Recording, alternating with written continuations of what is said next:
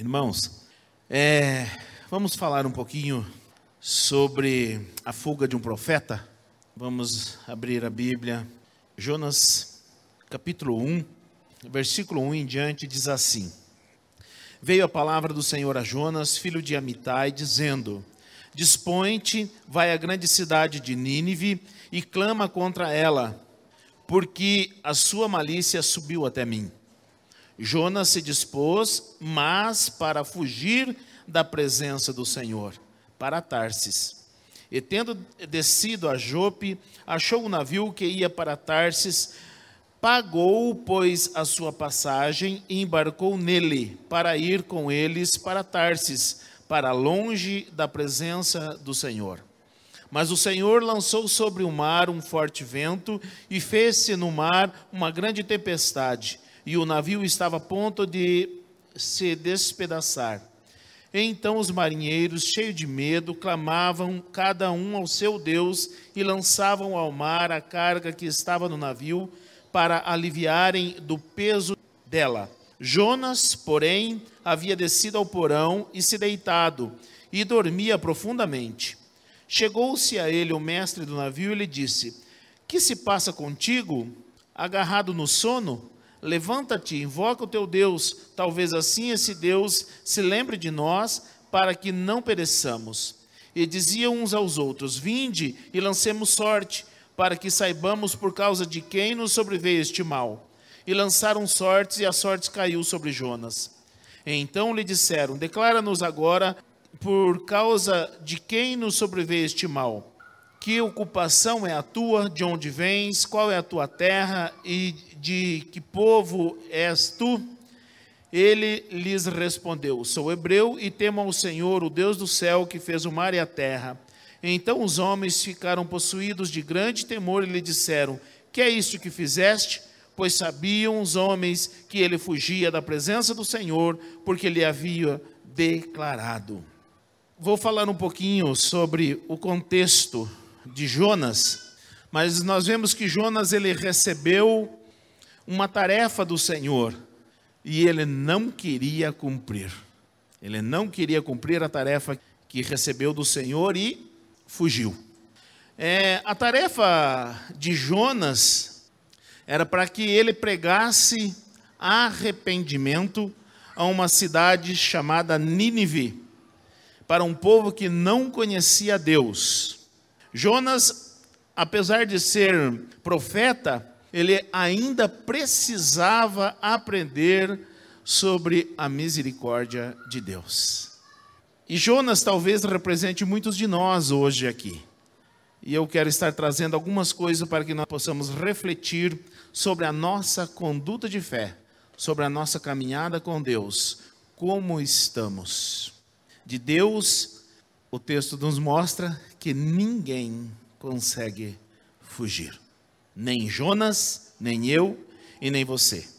O livro de Jonas, ele mostra a terrível e gloriosa trajetória do profeta. No capítulo 1, nós vamos ver sobre o chamado de Jonas. A gente vê que Deus chama o profeta, lhe dá uma tarefa e ele se dispõe não para obedecer a Deus, mas para fugir. E a gente vê que na sua fuga, ele comprou a sua passagem. Ele desembolsou dinheiro do seu bolso, não para agradar a Deus, mas para fugir dele. É interessante que a gente vê que na hora da fuga, parece que tudo estava dando certo para Jonas. Ele tinha o dinheiro para pagar a passagem, desceu até Jope, lá estava um navio que ia exatamente no sentido oposto que Deus tinha o enviado, e o navio estava lá esperando por Jonas. Então parece que na hora da fuga, dá tudo certo, está tudo certo. Isso muitas vezes acontece conosco. Na hora da desobediência, parece que está tudo bem, parece que está dando tudo certo, parece que as coisas estão andando tudo certinho, só que ninguém sabe a tempestade que está lá na frente, nos esperando. Então Jonas, ele é um retrato nosso muitas vezes. E é por isso que essa mensagem me chamou a atenção. Essa mensagem eu preparei em 2012. Está preparada essa mensagem desde 31/12/2012. Eu nunca havia pregado essa mensagem, mas foi essa mensagem que tocou no meu coração para estar falando hoje. É um dos meus devocionais. Então, parece que estava dando tudo certo para Jonas. Então, ele foi, tá. E aí, no capítulo 2, então, vai falar do que aconteceu por causa da sua desobediência. Ele é descoberto, é lançado no mar, vem o grande peixe, engole ele, e ele, então, dentro do ventre do peixe, ele se lembra de Deus. E ele clama a Deus. Ele clama arrependido e faz uma aliança com Deus. De, então, sair dali, do ventre de um peixe, no meio dos mares, para pregar, então, cumprir o chamado que Deus tinha feito a ele. No capítulo 3, aí a gente já vê que o peixe lançou ele na praia, e então Jonas vai e prega. E a mensagem que ele prega é interessante. No capítulo 3, no versículo 4, começou Jonas a percorrer a cidade caminho de um dia e pregava e dizia, olha a mensagem de Jonas. Ainda 40 dias e Nínive será subvertida. Essa foi a mensagem de Jonas. Muitas vezes nós pensamos que Deus nos envia e nos dá só mensagem de alegria. Só mensagem de vitória. Vai lá e prega essa mensagem de vitória. E tem gente que pensa que é isso mesmo. E sabe o que acontece? Só prega mensagem de vitória. Mas será que é isso que Deus deu mesmo? Olha a mensagem de Jonas. Ainda em 40 dias, Nínive será subvertida. Gente, uma mensagem duríssima. Mas a mensagem foi dada por Deus. Porque Deus queria a salvação daquele povo. E se fosse uma mensagem de vitória, ninguém se arrependeria. Achava que estava tudo bem, tudo certo. No capítulo 4, então, depois da pregação de Jonas, acontecem algumas coisas interessantes aqui.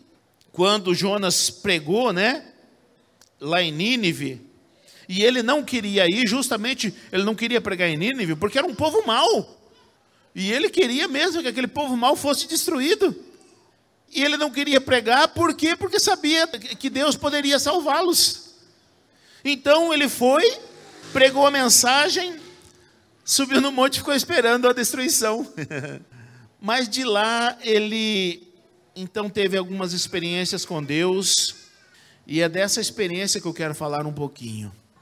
Muitas vezes, nós fazemos como Jonas. Nós fugimos da presença de Deus. Nós fugimos da mensagem que Deus nos dá para repartir, para compartilhar. Muitas vezes por causa da dureza da mensagem. Nós não somos mensageiros da nossa própria mensagem. Nós somos mensageiros da mensagem que Deus nos der. E o Jonas então vai, entrega a mensagem e vai naquele lugar ali e fica. E ele fica irado porque ele não vê, não acontece aquilo que ele gostaria que acontecesse, que é a destruição do povo. Ele queria que não acontecesse a salvação deste povo, mas não era um profeta, gente. O Jonas não era um profeta. Irmãos, muitas vezes o nosso coração é mau e nós queremos passar uma aparência de bons. Mesmo homens de Deus, o nosso coração é mau. E nós precisamos colocar o nosso coração nas mãos de Deus, para que Ele tire essa maldade, porque olha só o que aconteceu com Jonas. Jonas estava lá morto no ventre do peixe. Deus o livrou. Mas ele saiu, Senhor, eu vou entregar a mensagem, mas no seu coração ainda havia maldade. E é essas coisas que muitas vezes nós não admitimos, a maldade do nosso coração. Irmãos, se Jonas estivesse aqui hoje, ele diria, o teu coração é mau, hein? Igual o meu. Teu coração é mau. Não é porque somos homens de Deus, mulheres de Deus, somos crentes no Senhor Jesus Cristo, estudamos a Bíblia, que passamos a ser com auréola aqui na nossa cabeça de tão santinho. Não, nós continuamos maus muitas vezes. Mas é a nossa fé em Deus e na sua palavra que nos constrange a mudarmos muitas vezes. É baseado no amor de Deus que nós vemos com que Ele usa para com as pessoas, que nós somos constrangidos a mudar. E muitas vezes as lições que o Senhor nos dá. E Jonas levou uma lição terrível. Jonas, ele vai ali descansar um pouco e Deus faz nascer uma boboreira, né, uma árvore ali, e ele ficou tão feliz, porque estava na sombra, um ventinho fresco. Ele dormiu, mas no outro dia, Deus mandou um bichinho, comeu a plantinha, matou a árvore, e Jonas ficou no relento novamente, e aí ele começou a espraguejar. Jonas aqui, mas no dia seguinte, no capítulo 4, versículo 7, ao subir a alva, enviou um verme, o qual feriu a planta, e esta se secou. Em nascendo o sol, Deus mandou um vento calmoso oriental. O sol bateu na cabeça de Jonas, de maneira que desfalecia, pelo que pediu para si a morte, dizendo, melhor me é morrer do que viver. Então perguntou Deus a Jonas, é razoável essa tua ira por causa da planta? Ele respondeu, é razoável a minha ira até a morte. Gente, o Jonas estava passando uma situação, o qual ele não pensou no que aconteceu antes. Jonas estava morto no ventre do peixe, se Deus não o tivesse livrado. Deus livrou ele da situação de morte, aí trouxe ele, beleza, ali tudo legal as coisas, aí veio uma plantinha, o bicho comeu, eu quero morrer, quero morrer o quê? Lá quando estava na situação de morte, ele clamou a Deus pela vida. Agora que está tudo bem, clama a Deus pela morte. Nós somos assim, irmãos. Nunca nos satisfazemos com nada. Nunca nos satisfazemos com aquilo que Deus faz por nós. Se fez, é porque fez. Se não fez, é porque não fez. Estamos sempre reclamando. Gente, eu quando vi isso aqui, eu falei, Senhor, tem misericórdia. Misericórdia de mim. Porque eu me vi aqui em Jonas. Muitas vezes a gente reclama por nada. Por um calorzinho a mais, nós reclamamos. Não vemos que Deus livrou lá do ventre do peixe. Que lá não tinha o que fazer. Lá era só Deus. Agora que estava tudo bem, Ele pede a morte. Então estamos insatisfeitos. Muitas vezes nós somos iguais a Jonas. Jonas reclamou por causa de uma árvore que se secou. Mas Jonas tinha feito um voto com Deus lá no ventre do peixe. E Jonas aqui estava se esquecendo. Então, após esse voto com Deus, Deus falou novamente com Jonas. E o que Deus falou com Jonas no capítulo 3, no versículo 1? Diz assim, veio a palavra do Senhor segunda vez a Jonas, dizendo, olha o que diz, dispõe-te, vai à grande cidade de Nínive e proclama contra ela a mensagem que eu te digo. Essa aqui foi a segunda vez. Mas olha o que Deus falou a primeira vez, capítulo 1, versículo 1. Veio a palavra do Senhor a Jonas, filho de Amitai, dizendo, dispõe-te, vai à grande cidade de Nínive e clama contra ela, porque a sua malícia subiu até mim. A mensagem de Deus não mudou em nada. O chamado de Jonas não mudou em nada. E muitas vezes a gente não percebe que Deus, Ele continua. Assim como Ele me ama, Ele ama você. Assim como Ele ama você, Ele ama o caído lá na sarjeta. Assim como Ele ama aquele caído na sarjeta, Ele ama aquele que te aborrece, aquele que te causa dor, aquele que entristece o teu coração. Ele continua amando as pessoas. Deus não mudou, foi Jonas que precisou mudar. E é isso que muitas vezes nós precisamos ver, irmãos. O nosso coração é mau e ele precisa do agir de Deus. Deixa Deus agir no teu coração. Não espere chegar até a situação de Jonas, a uma situação ao qual não tinha mais esperança. Ele já estava no ventre do peixe. Ele já tinha sido engolido pelo peixe. Então, não espere até chegar numa situação dessa, porque a mensagem de Deus não vai mudar. É você que precisa mudar e aceitar o chamado. Aquilo que Deus falou não vai mudar. É você que precisa se encaixar naquilo que você prometeu para Deus, na aliança que você fez com Deus. Não vai mudar. Somos nós que precisamos de mudança. A palavra de Deus continua a mesma. E foi direto no coração de Jonas. Nós precisamos saber, irmãos, que quando as coisas parecem que estão dando tudo certo, nós pensamos que mesmo desagradando a Deus, está tudo bem. E não está. E não está. Deus não se agradou com a atitude de Jonas. Mas Jonas não deixou de ser o homem de Deus porque desobedeceu ao Senhor. Ele continuou sendo um profeta, mas precisou de conserto. Talvez hoje é dia do teu conserto com Deus. Talvez hoje é o dia que você precisa de se consertar com o Senhor. Sabe por quê, irmãos? Porque você anda errado. Você está errando com Deus. E você acha que está tudo bem? Não está, não. Você está errando com Deus. Deus não mandou essa mensagem à toa, não. Você está errado. E Deus está querendo um conserto contigo hoje. Deus quer um conserto hoje. Porque você está errado. Você fugiu daquilo que prometeu para Deus. Você deixou de fazer o que para Deus prometeu. E Deus está te cobrando hoje. Deus está te cobrando hoje o que você prometeu. Lá no ventre do peixe, Jonas prometeu, porque não tinha o que fazer. Ele saiu e aí pediu para Deus a morte.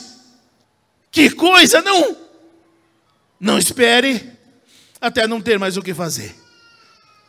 Porque Deus tem seus limites. E o limite de Deus chegou. Cuidado. Deus tem seus limites. E o limite de Deus chegou e é hoje. Deus quer conserto. Deus quer conserto. Deus quer fazer o conserto. Mas é você que tem que querer. É você. E eu vou parar por aqui. Porque é só isso que Deus tinha para falar hoje. É só isso. Mas se conserte hoje. Se conserte hoje. Porque amanhã eu não sei. Se conserte hoje. Senhor, eu entreguei o que o Senhor de mim pediu. Eu sei que a mensagem foi dura de Jonas e essa mensagem é dura hoje aqui. Mas o Senhor conhece os corações que eu não conheço. E eu peço que hoje o Senhor faça então um concerto com essas pessoas que têm prometido e não têm cumprido com o Senhor. Oh Deus, tenha misericórdia. Tenha misericórdia, Senhor, nessas vidas. Em nome do Senhor Jesus Cristo, que haja hoje um concerto contigo para cumprir a tua vontade e não a vontade deles. Senhor, muito obrigado, porque hoje é dia de salvação. E o Senhor é um Deus de misericórdia, o Senhor é um Deus misericordioso, que ainda faz concertos apesar dos nossos erros. Eu te peço, Senhor, ouça este clamor, Pai. Ouça esse clamor em nome de Jesus Cristo. Eu te agradeço por todas as coisas no nome de Jesus. Amém. Está encerrado, irmãos. Que Deus os abençoe.